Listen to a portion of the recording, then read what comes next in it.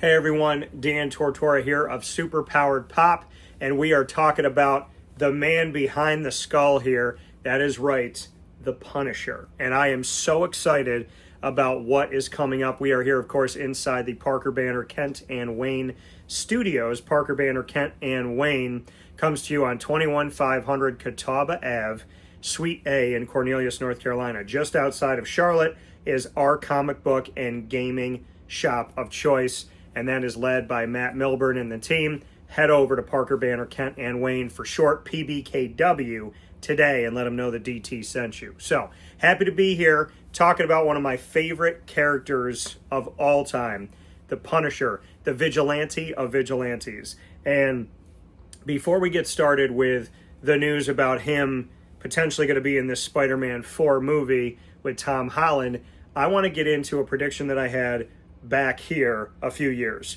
Now, of course, Netflix worked with Marvel, and Marvel's owned by Disney, to create the Daredevil TV show that we came to love with Charlie Cox. And then from Daredevil Season 2, we saw the Punisher, who had a couple seasons after appearing in Daredevil, and that being played by Jon Bernthal. Amidst all of this, we have Jessica Jones, we have Luke Cage, and we have Iron Fist. Well, Netflix canceled Iron Fist. Critically, apparently, there was not a ton of appreciation for this show, and so Iron Fist went away. And some people said, okay, well, that makes sense. Some people saw it, some people didn't, and there wasn't giant, like I would say, appreciation around it, or a desire to make sure that they continue that on, which is sad. And I'm being careful with my words, because here's the thing.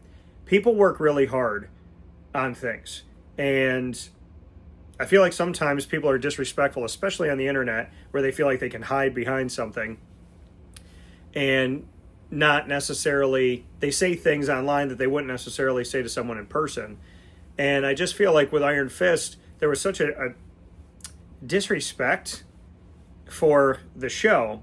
And if you didn't like it, fine. But please understand that, people worked on this. There's producers, there's directors, there's screenwriter, there's obviously actors and actresses that worked on this. There's set designers, there's costume designers, there's lighting directors. So I just want to start there by saying you may not like everything, and something that you loathe, somebody might love, right? Everybody's got different taste. And I think to things out there that people didn't necessarily like, there's people out there that love those or like those shows or movies or whatever it may be. But to get back to my point and my prediction, when they got rid of Iron Fist, not a lot of people shook their heads, right? Then they got rid of Luke Cage, and some people had liked that story. And some people thought, okay, this is a pretty good show. Then Jessica Jones goes away, and now you're sitting here going, okay, well, that show had multiple seasons. That seemed to be a good story. When they got rid of Daredevil, with Punisher and Daredevil, the question became, what is Netflix doing? I made a prediction at that point. I said, I don't believe that Netflix is getting rid of these shows because the shows are not good, or because the actors and actresses are not talented, or they're not telling a good story. I think that these shows are going away because I think Disney's going to play the hero. And I had told you this years ago. I said, these shows are going to go off of Netflix. Disney Plus has just come to be. They're going to wait a little bit of time at Disney, and then they're going to resurrect these characters. They're going to take these shows back, and they're going to play the hero. And that's exactly what Disney did. They played right into my prediction. All of these shows left Netflix. People said, what the heck? I really like these, especially Daredevil, and the Punisher and Jessica Jones seem to be the ones that people really got behind. And Disney brings them all, takes those Netflix shows, puts them in their Disney Plus library, and then announces Charlie Cox is staying Daredevil, Jon Bernthal staying the Punisher, and here we are today. So that prediction did come to be. Now, as far as the Punisher goes, the Punisher historically was played by Dolph Lundgren in a movie where he had a leather jacket and never wore the skull, which to me is insane. It's like having Venom without the spider, and we did a show about that you can see in our library here with Super Powered Pop on YouTube, as well as on Facebook and Instagram and so on and so forth. Make sure you follow us at Super Powered Pop. That's Powered. Super Powered Pop on Facebook, X, and Instagram. And of course, look us up, Super Powered Pop, on our YouTube channel. Now, Dolph Lundgren played the character, then Thomas Jane, which I thought was the best Punisher movie that we have seen by far. And then, in my opinion, Thomas Jane just did an incredible job.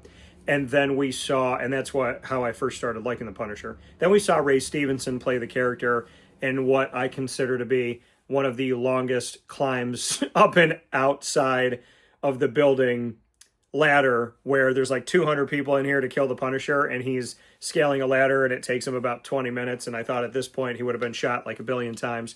But anyways, that movie was what it was, Punisher Warzone. And like I said, if you don't like something, we can make jokes about it. We can give our opinions, but do it respectfully. I don't think Ray Stevenson went out there to be a bad actor, or people went out there to have a bad time. Now, we get to where we are today. The most recent iteration of the Punisher, played by Jon Bernthal, who you got to know from being Shane on The Walking Dead. That's where I first saw him. So I love the Punisher, played by Jon Bernthal.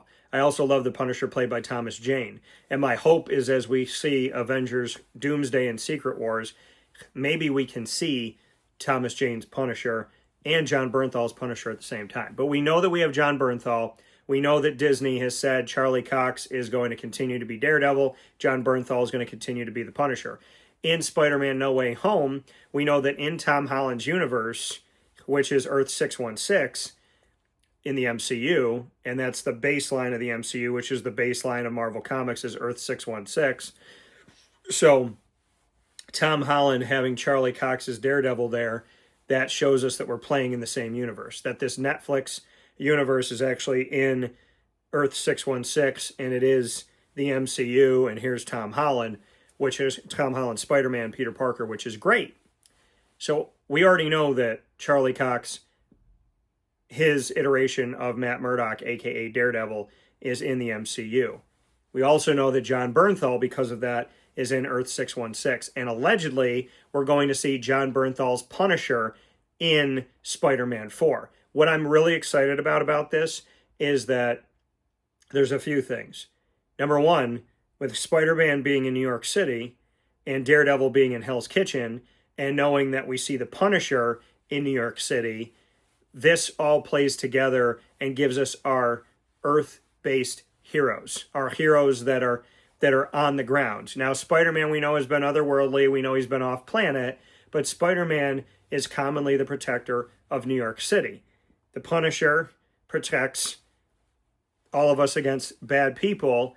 He's in New York City, and Daredevil is in New York City. So the fact that we're going to see this all come together and finally see our Netflix heroes, vigilantes, anti-heroes, whatever you want to call them, that we're going to see them connect to Spider-Man is huge, because Spider-Man has a common villain with Daredevil, and that is Kingpin.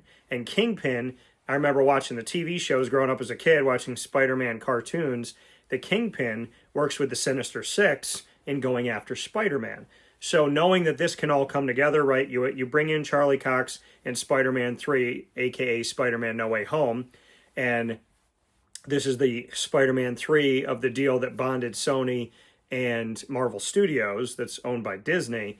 So that's Spider-Man 3 No Way Home, giving us Charlie Cox and the Punisher, Charlie Cox, a.k.a. Daredevil, and then giving us the note here that the Punisher may be coming into this Spider-Man 4. This is going to set up to be something really cool. And are they going to fight each other? Because Spider-Man doesn't kill. Daredevil doesn't kill. He kind of is on that line. And then the Punisher kills openly and freely.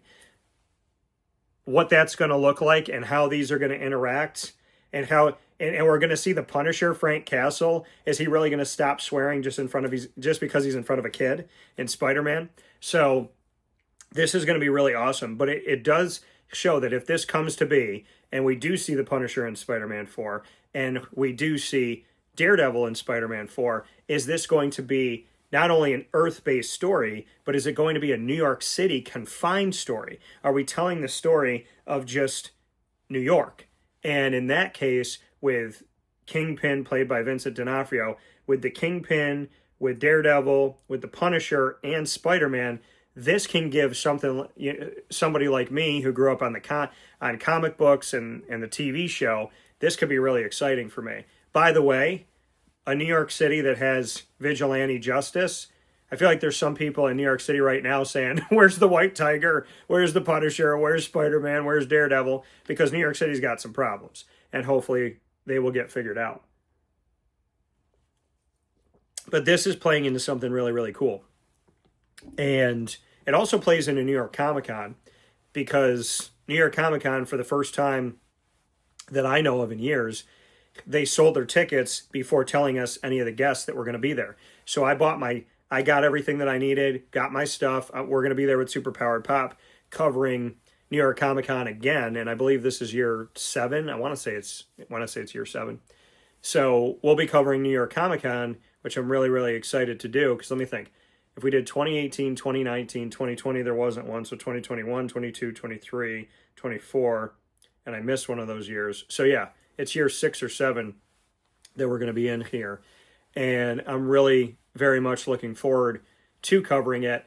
My prediction for New York Comic Con 2025 is that when they didn't announce anybody that was coming and they sold the tickets before the announcement, my mentality was, okay, I think that they're going to be bringing in New York City-based people in the MCU. And so now, as we start to see some of these names that are going to be here, Deborah Ann Wall, she's coming, obviously, from Daredevil, and so she plays Karen Page. And we know that we're going to see Charlie Cox, Daredevil. I'm really hoping we're going to see John Bernthal, the Punisher, and they're just waiting to tell people this. But this is starting to roll out, that we're seeing these New York City characters from the MCU, which is something that I was hoping for, and that's already started to display itself, which is really, really awesome. But to get back to the Punisher, I am so happy. First and foremost, John Bernthal, I think he's an incredible actor. He embodies the Punisher. If you haven't seen Daredevil Born Again, you have to check it out. It's the first crack that the Marvel Cinematic Universe had on its own with Disney Plus and creating an original series. I thought that it was awesome. Seeing the fight scene with Daredevil and the Punisher working together, and Daredevil trying to knock people out with his batons and the Punisher just shooting these people in the head. And during the fight, you're hearing Daredevil yell out to the Punisher. He's like, "Frank, stop!" And Frank won't stop. And so they're both fighting, and they're both trying to protect themselves and protect each other. But Daredevil's trying to do this by knocking these guys out and, hopefully bringing them to prison, leaving them there for the cops or whatever. And the Punisher is just shooting these people. And he's like, "Frank, stop!" And then at the end of it all, there's, and I guess spoilers, 10, 9, 8, 7, 6, 5, 4, 3, 2, 1. I'm not giving up the big story here, but this is the last episode of Daredevil Born Again on Disney Plus. And you see Frank, and Daredevil stands in front of a guy, and he's trying to block Frank, the Punisher, from shooting him. And he goes, oh, you're going to do this? Like, you're going to do this, Matt? Like, what, is that guy innocent? Is that guy innocent? He goes, what about this guy? And there's a guy off screen that you don't see, and he puts his gun here, and he shoots, and he shoots this guy in the head, and obviously this guy is gone, right? And it just shows the difference between the two of them. There's also a very emotional moment with Frank Castle, the Punisher, when Daredevil first sees him in Daredevil Born Again, when he finds him. And you can see that they've already had this relationship because obviously they were on the Netflix series together. So we're still going through this timeline where they already know each other. They've already crossed paths, which is really cool that they didn't erase that Netflix history. And when he finds Frank again, Frank says, I can't stop moving. Like, I can't stop. He goes, every time I stop, he's like, I hear my son, and, he's talking to me, and I hear him in my ears, and he says, and he goes, you know what he says to me? He goes, "Go get him, Daddy, every last one of them." And so Frank is telling you, like, I can't stop, because when I stop, I think of my kids that were killed. But then there's a twist to it, and he says, when I hear my son, his son's not telling him to stop. His son's telling him, go get them, go kill all these bad guys, every single one of them. So Frank is interpreting his son's voice, that this little child of his wants him to murder people, wants him to kill these bad guys, which shows how twisted things have kind of become for Frank in this pain and this strife, and that he's really never grieved the loss of his wife, his daughter and his son, but he uses this as fuel and uses this almost as a compass to make it okay what he's doing. So it's really, really interesting, the story of Frank Castle and how he's just always in pain. And we see him taking pills in this Daredevil Born Again thing, and he's not even like taking them with water. He's taking these pills out of a prescription bottle and he's just chewing on them. And I mean, he is the vigilante of vigilantes. He's living in this dark world where he doesn't consider himself a good person, but he's trying to kill bad people and keep them off the streets. So how that's going to work into Spider-Man is going to be really interesting to see Spider-Man and Daredevil, where they could kind of get along, but Daredevil's toeing the line of just beating the hell out of people and potentially almost killing people. And then the Punisher, so the Punisher is one extreme and Spider-Man's the other extreme, and like Daredevil's in the middle. And what that's going to look like is going to be really cool to see on scene. But let me know in the comments what you think. Are you excited to know that we could be seeing the Punisher and Daredevil in Spider-Man 4? And what does that mean? Does that mean we're going to see Spider-Man and the Kingpin go toe-to-toe? Remember that with Doctor Strange doing what he did in Spider-Man No Way Home at the end of it, with that spell that he's cast upon everyone, nobody remembers that Peter Parker is Spider-Man, and they don't even remember Peter Parker. So Mary Jane doesn't know him. His best friend Ned Leeds doesn't know him. So Daredevil doesn't know him either. Because remember, Daredevil met him in the beginning of the movie. Matt Murdock met him in the beginning to help him. So nobody knows Peter now. So now if Peter comes up in the streets and he comes upon Matt Murdock, they don't know. Peter knows him, but Matt does not know him. And Frank knows Matt, but doesn't know Peter. So how is this all going to work its way out? And what type of story are we going to tell? Is Kingpin going to be the main villain? Will we work in some of the Sinister Six? Will somebody get out of prison? All of this is exciting, and I'm looking forward to it. But beyond anything, I came here today to say, John Bernthal, you are doing an incredible job with The Punisher. I wear my shirts, which I have many of, proudly, and I have a Punisher watch that I rock all the time as well. So just to let John Bernthal know, not that you need to know, but absolutely amazing job. Appreciate the fact that you brought this character to life and that you have this other side, the Midnight Suns side, the Marvel Knights side of the MCU, which I've also predicted and talked about, and we're going to break that down even more here on the Superpowered Pop channel coming up very soon. So follow us on Facebook, X, and Instagram at Superpowered Pop. Find us here on YouTube, and as always, remember that your true hero lies within. We'll talk soon. From the Parker Banner Kent and Wayne studios, head to Parker Banner Kent and Wayne today, 21500 Catawba Ave, Suite A in Cornelius, North Carolina, just outside of Charlotte, one of the fastest growing cities in America. Make sure you head off to PBKW today. Let them know that DT sent you. We'll talk with you soon. Take care.